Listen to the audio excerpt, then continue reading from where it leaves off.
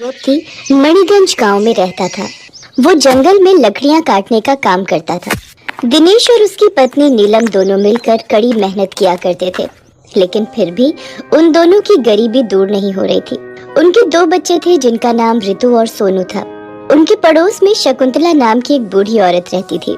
उसका कोई नहीं था, इसलिए नीलम और दिनेश ने ही उसकी जमकर सेवा की।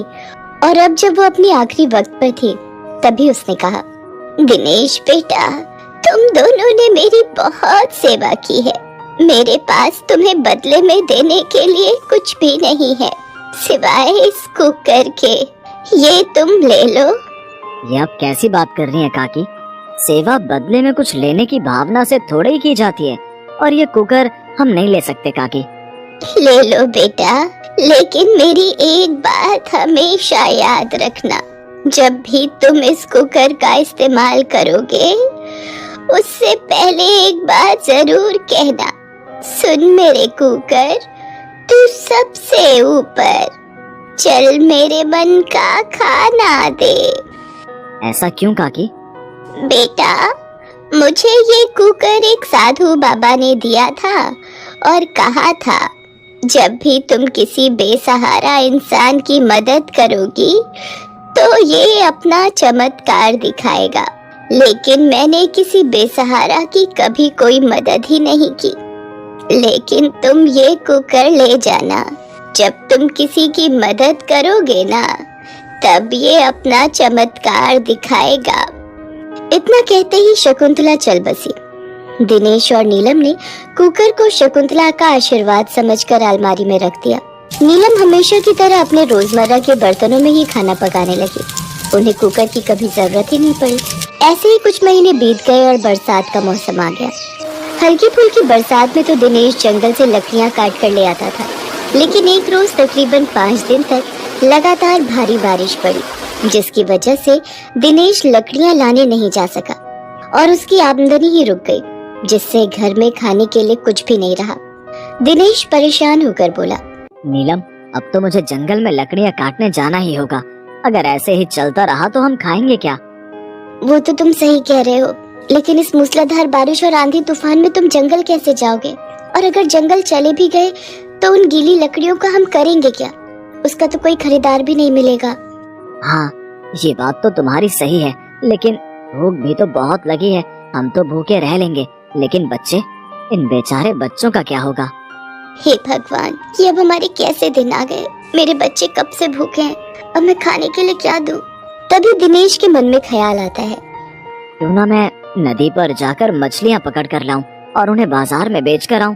इतनी बारिश में तो पानी का जलस्तर काफी ऊपर तक होगा और मछलियाँ आसानी से जाल में फंस जाएंगी। अगर बिक गई तो ठीक, नहीं तो उनको ही पकाकर खा लेंगे। दिनेश बिना देरी किए अपने पड़ोसी मोहन से जाल मांगता है और नदी की ओर निकल पड़ता है। जैसे ही वो नदी में जाल डालता है, काफी सारी मछलियाँ एक साथ जाल में आकर फंस जाती हैं। बिना देर किए वो मछलियाँ लेकर बाजार की ओर निकल पड़ता है। चलते चलते रास्ते में वो देखता है कि एक बूढ़ा आदमी पेड़ के नीचे बैठा ठंड से थरथराते हुए रो रहा है। दिनेश उसके पास जाता है और पूछता है, कौन हो तुम बाबा, और रो क्यों रहे हो? बेटा, मैं पास के ही गांव में रहता हूँ। मेरे घर में मेरी पत्नी बीमार है। हमारे घर में खाने के लिए कुछ भी नहीं है और मैं खाने की ही तलाश में निकला हूँ। अगर तुम मुझे ये मछलियाँ दे दो तो मैं अपनी बीवी को कुछ खिला पाऊंगा। लेकिन बाबा, ये मछलियाँ तो मैं बाजार में बेचने के लिए जा रहा हूँ। मेरे घर में खुद आपके घर जैसा ही हाल है। मान जाओ बेटा, अगर मैं आज घर कुछ भी खाने के लिए लेकर नहीं पहुँचा तो मेरी बीवी की जान जरूर चली जाएगी। क्यों, तुम्हारे घर में कोई कमाने वाला नहीं है? तुम्हारा बेटा या कोई और? नहीं, मैं और मेरी बीवी ही हैं। एक बेटा था, लेकिन कुछ साल पहले उसकी एक्सीडेंट में मौत हो गई। अब मेरा सहारा मेरी बीमार पत्नी ही है। अगर उसे कुछ हो गया तो फिर मैं भी जीकर क्या करूँगा? मैं भी अपनी जान दे दूंगा। और अगर तुम्हें मुझ पर भरोसा नहीं तो मेरे घर पर चलकर देख लो। नहीं, मैं आपके घर जाकर क्या करूँगा? ये लो, ये मछलियाँ आप ही रख लो। इसके बाद घर लौटते वक्त दिनेश कुछ साग के पत्ते तोड़ लाता है और घर आकर अपनी पत्नी को देते हुए बोलता है, नीलम, मुझे आज कुछ भी नहीं मिला, इसलिए कुछ पत्ते साग के तोड़ कर लाया हूँ। लाओ, कम से कम यही सही, कुछ तो खाएंगे। लेकिन इन्हें बनाए किसमें? हमारी कढ़ाई तो टूट गई है। अरे वो कुकर कब काम आएगा? जो शकुंतला काकी ने दिया था उसी में जल्दी से उबाल लो।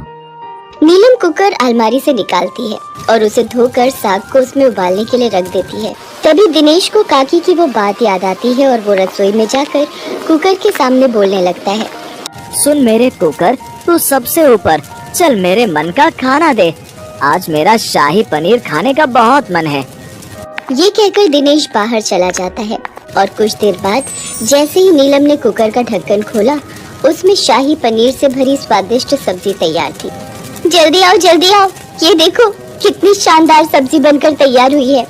बच्चे और दिनेश दौड़े दौड़े रसोई में आए और ये चमत्कार देखकर हैरान रह गए। इसका मतलब ये सचमुच कोई जादुई कुकर है। इसके बाद दिनेश और नीलम के साथ साथ बच्चों ने भी आज स्वादिष्ट खाना भरपेट खाया। इसके बाद तो उन लोगों के अच्छे दिन आ गए। उन्हें जब भी खाने का मन करता तो नीलम कुकर को धोकर उसे चूल्हे पर चढ़ाती और अपनी मनपसंद खाने का नाम लेकर उसे खूब मजे से खाते। उनके घर से तरह तरह के पकवानों की खुशबू आने से उनके पड़ोस में रहने वाला मोहन अपनी पत्नी उमा से कहता है, ये दिनेश के घर से हर रोज तरह तरह की खाने की खुशबू आती है। इनके पास इतने पैसे कब से आने लग गए जो ये लोग पकवान खाने लगे। हाँ, खुशबू तो बहुत अच्छी आती है, पता तो लगाना ही पड़ेगा आखिर माजरा क्या है।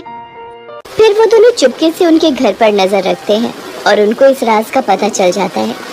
मोहन और उमा मिलकर उस कुकर को चुराने का विचार करते हैं और एक रोज जब सब सो रहे होते हैं तभी वे उनके घर से कुकर चुरा कर ले जाते हैं। अपने घर जादुई कुकर लाकर उमा झट से उसका इस्तेमाल करती है और जल्दी से उसे धोकर चूल्हे पर चढ़ाते हुए कहती है, मेरा कुकर तो सबसे ऊपर, चल जल्दी से मेरे मन का खाना दे। फिर वो अपनी मनपसंद बिरयानी का नाम लेती है, लेकिन थोड़ी देर में कुकर काला होता चला जाता है और कुछ देर में वो फट जाता है, जिससे उन दोनों को चोट आ जाती है। कुकर टूटकर जमीन पर पड़ा होता है। आवाज सुनकर दिनेश और नीलम भागे भागे आते हैं तो जमीन पर पड़े अपने टूटे हुए कुकर को देखते ही सारा माजरा समझ जाते हैं। फिर जैसे ही दिनेश उन कुकर के टुकड़ों को उठाता है तो वे वापसी से जुड़कर पहले की तरह चमत्कारी कुकर बन जाता है। अब मोहन को सारी बात समझ आ गई थी और वो अपने किए की माफी दिनेश से मांगता हुआ कहता है, मुझे माफ कर दे मेरे दोस्त, हम तेरे घर से ये कुकर लालच की भावना से चोरी करके ले गए थे और उसकी सजा हमें मिल गई। ये कुकर सिर्फ उसी के लिए जादुई है जो साफ मन से इसका इस्तेमाल करे। दिनेश और नीलम अपने कुकर को अपने साथ लिए घर वापस आ जाते हैं और हर रोज उसमें तरह। आज भगवान की कृपा से हमारा ढाबा खुल ही गया। अब देखना, हमारे हाथ का स्वादिष्ट और बढ़िया खाना खाकर ग्राहक उंगलियां चाटते रह जाएंगे। तुम ठीक कह रही हो मीनाक्षी, बस सब ग्राहक बढ़ जाएं। खाने में यहाँ क्या क्या मिलेगा? जी सब कुछ है, दाल तड़का, दाल मखनी, भिंडी, बैगन का भरता, कड़ी चावल, राजमा चावल, तंदूरी रोटी, नान और भी बहुत कुछ। सुमेर चल, फिर आज इसी ढाबे पर खाना खा लेते हैं। सामने कल्लू के ढाबे पर तो खाने का वो स्वाद नहीं रहा जो पहले होता था। मेरे ढाबे के सामने ये नया ढाबा खुल गया है, मेरे तो ढाबे पर ग्राहक आने ही बंद हो गए हैं। मीनाक्षी और महेंद्र का चलता हुआ ढाबा देखकर कल्लू जलन से भर जाता है। ये एक और सामने ढाबा खुल गया, कोई ना कोई मुसीबत आ ही जाती है। हमारा ढाबा अच्छा चल पड़ा है, सचमुच ये देखकर मैं बहुत खुश हूँ। हमारा ढाबा इसी तरह चलता गया तो वो दिन दूर नहीं जब हम अपना एक बड़ा होटल खोल लेंगे। उस गांव में ठाकुर गज्जन सिंह का राज चलता था। ठाकुर गज्जन सिंह के आदमी आए दिन बाजार में बनी दुकानों पर आकर अपना रौब झाड़ते थे और दुकानदार को परेशान करते थे। एक दिन ठाकुर सज्जन सिंह के आदमी बाजार में घूम रहे थे, तभी उनकी नजर मीनाक्षी और महेंद्र के ढाबे पर पड़ी। ओहो, गांव में नया ढाबा खुल गया है और गज्जन सिंह के आदमियों को नहीं पता। चलो सब आज ढाबे पर दावत उड़ाते हैं। ये ढाबे वाली तो खुद ही मखनी दाल लग रही है, फिर तो इसके हाथ में जादू होगा। जी आपको क्या चाहिए? ऑर्डर बता दीजिए। अरे तू सामने से हट कड़वे करे ले, उस मीठी खीर को हमारे पास भेज। देखो तमीज से बात करो, वो मेरी पत्नी है। तो मुझे तमीज सिखाएगा तेरी तो। देखो यहाँ पर गुंडागर्दी नहीं चलेगी, सीधी तरह से यहाँ से चले जाओ वरना मैं पुलिस को बुला लूंगी। चल तू कहती है तो यहाँ से चले जाते हैं, लेकिन याद रखना हम दोबारा फिर आएंगे। वो बदमाश गुंडे उस वक्त वहाँ से चले जाते हैं। कल्लू ये सब देख रहा था। ये ठाकुर गज्जन सिंह अपने आप को समझता क्या है? सारा दिन इसके गुंडे बाजार में घूमकर सभी दुकानदारों को तंग करते हैं और इनके मन में हम औरतों के लिए जरा सी भी इज्जत नहीं है। अरे तुम जानते नहीं हो, ठाकुर गज्जन सिंह बहुत ही गिरा हुआ इंसान है। इसके मन में दया नाम का तो कोई शब्द है ही नहीं। सब गांव वाले इससे बहुत डरते हैं। इन दोनों को यहाँ से हटाने का रास्ता मुझे मिल गया है। अब देखता हूँ ये दोनों अपना ढाबा कैसे चलाते हैं। मतलब तू चाहता है कि हम तेरे सामने वाला ढाबा हटवा दें? इसमें हमारा क्या फायदा होगा बे? मैं आपको अपनी कमाई में से हिस्सा दूंगा, आपका फायदा ही फायदा है। अच्छा तो ये बात है, मैं अभी अपने आदमियों को महेंद्र के ढाबे पर भेजता हूँ। ठाकुर गज्जन सिंह अपने आदमियों को महेंद्र के ढाबे पर भेजता है। ठाकुर साहब का हुक्म है, अब ये ढाबा इस गांव में नहीं चलेगा, तो अभी के अभी अपना ये ढाबा बंद करके यहाँ से चलता बन। अरे कोई जोर जबरदस्ती है क्या? हम ये ढाबा बंद नहीं करेंगे। तुम्हारे ठाकुर को जाकर बोल दो, जो करना है कर ले। तुम लोगों ने बदमाशी दिखाई तो हम पुलिस को जाकर बता देंगे। अच्छा, तेरी जुबान बहुत चल रही है। कहीं ऐसा ना हो ढाबे के साथ साथ हम तेरे पति को भी जिंदा जला दें। तभी ठाकुर गज्जन सिंह की जीप आकर रुकती है। ठाकुर गज्जन सिंह जीप से उतरता है और गुस्से में ढाबे पर जाता है। तुम दोनों की इतनी मजाल कि मेरे गांव में ही रहकर मेरे से नहीं डरते। पकड़ लो इसके पति को और इस ढाबे के साथ जिंदा जला दो। नहीं ठाकुर नहीं, मेरे पति को छोड़ दो, मैं तुमसे विनती करती हूँ, मत लगाओ आग, मेरे पति को छोड़ दो। गज्जन सिंह से बैर लिया था ना तुम दोनों ने, अब सजा भुगतनी पड़ेगी। चलो तुम सब क्या देख रहे हो, ढाबे में आग लगा दो। इसका पति और ढाबा दोनों जल जाने चाहिए। नहीं नहीं, मेरे पति को छोड़ दो, कोई बचाओ, मेरे पति मर जाएंगे। नहीं, बचाओ, कोई बचाओ, बचाओ मुझे, मैं जल रहा हूँ मीनाक्षी, मुझे बचा लो। ठाकुर याद रखना, आज जिस तरह से तूने मेरे पति को जलाया है, एक दिन तू भी ऐसे ही जल कर मरेगा, तू भी ऐसे ही जल कर मरेगा। मीनाक्षी रोती रह जाती है और महेंद्र ढाबे के साथ जलकर मर जाता है। महेंद्र को गुजरे 2 दिन हो गए थे। मीनाक्षी ने कुछ नहीं खाया था। वो हिम्मत करती है और ढाबे पर जाती है। सब कुछ खत्म हो गया, सब कुछ जलकर खाक हो गया। अरे ये तो वही कुकर है जो महेंद्र पिछले हफ्ते ही नया खरीद कर लाए थे। कितने मन से ढाबे के लिए उन्होंने ये नया कुकर खरीदा था। ये उनकी आखिरी निशानी है। आज खिचड़ी इसी पर बनाती हूँ। मीनाक्षी अभी खिचड़ी बना ही रही थी कि तभी एक व्यक्ति वहाँ पर आता है। जी नमस्ते, मैं इस गांव में नया आया हूँ। आपका ये ढाबा देखा तो रुक गया, कुछ खाने को मिलेगा क्या? आप बैठिए, मैं आपके लिए खाने को लेकर आती हूँ। मैंने तो थोड़ी सी खिचड़ी ही बनाई थी, पर कोई बात नहीं, ये उन शहरी बाबू को ही दे देती हूँ। मैं अपने लिए कुछ और बना लूंगी। अरे ये क्या, ये कुकर तो खिचड़ी से भरा हुआ है, पर थोड़ी देर पहले तो मैं सारी खिचड़ी शहरी बाबू के लिए ले गई थी। ये कैसा जादू है? महेंद्र, मुझे तो ऐसा लगता है आप यहीं कहीं मेरे साथ हो, मेरे पास हो, आप मेरी सहायता कर रहे हो। अब मैं इस जादुई कुकर की सहायता से अपने ढाबे को फिर से शुरू करूंगी। मीनाक्षी अब रोजाना ही उस जादुई कुकर में खाना बनाती और ग्राहकों को खिलाती। जादुई कुकर में बना खाना सुबह से शाम तक चलता था। धीरे धीरे मीनाक्षी का ढाबा फिर से चल पड़ता है। कुछ दिन बीत जाते हैं। ढाबे को फिर से चलता देख कल्लू गुस्से में आ जाता है और ठाकुर गज्जन सिंह के पास जाता है।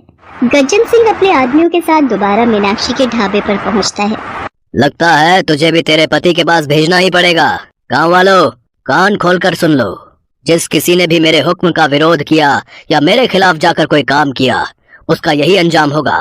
बेचारी मीनाक्षी, पहले पति चला गया और आज ठाकुर भी इसे जिंदा जलाने जा रहा है, और कौन भला गज्जन सिंह के आगे बोल सकता है। अब तो भगवान ही मीनाक्षी को बचा सकते हैं, वही कोई चमत्कार कर सकते हैं। इस पूरे गांव में कोई भी माई का लाल नहीं है जो गज्जन सिंह के आगे सिर उठाकर बोल सके। जला दो इसे। गज्जन सिंह के आदमी मीनाक्षी को जलाने ही जा रहे थे कि अचानक गोलियों की बौछार से वो घबरा जाते हैं। खबरदार, किसी ने भी भागने की हिम्मत की। शहरी बाबू, आप पुलिस इंस्पेक्टर, आप इसे मत छोड़ना। इस गज्जन सिंह ने मेरे पति को जिंदा जला दिया था। गज्जन सिंह पुलिस से बचने के लिए मीनाक्षी के ढाबे में घुस जाता है। तभी चूल्हे पर रखा कुकर फट जाता है और गज्जन सिंह आग में झुलस जाता है। गज्जन सिंह को उसके गुनाहों की सजा मिल गई थी। शायद महेंद्र ने खुद गज्जन सिंह के पापों की सजा उसे दे दी थी। मीनाक्षी को इंस्पेक्टर रजत के रूप में एक हमदर्द मिल गया था, जिसने मीनाक्षी के दर्द को समझा। मीनाक्षी इंस्पेक्टर रजत की मदद से महेंद्र की याद में एक नया ढाबा खोलती है। गांव वाले भी गज्जन सिंह के आतंक से आजाद होकर खुश संपन्न कर देता है। हेलो दोस्तों, कैसे हैं आप सब? हमारी कहानियाँ देखने के लिए हमारे चैनल को सब्सक्राइब कीजिए और हाँ, बेल आइकॉन पर क्लिक करना मत भूलिएगा।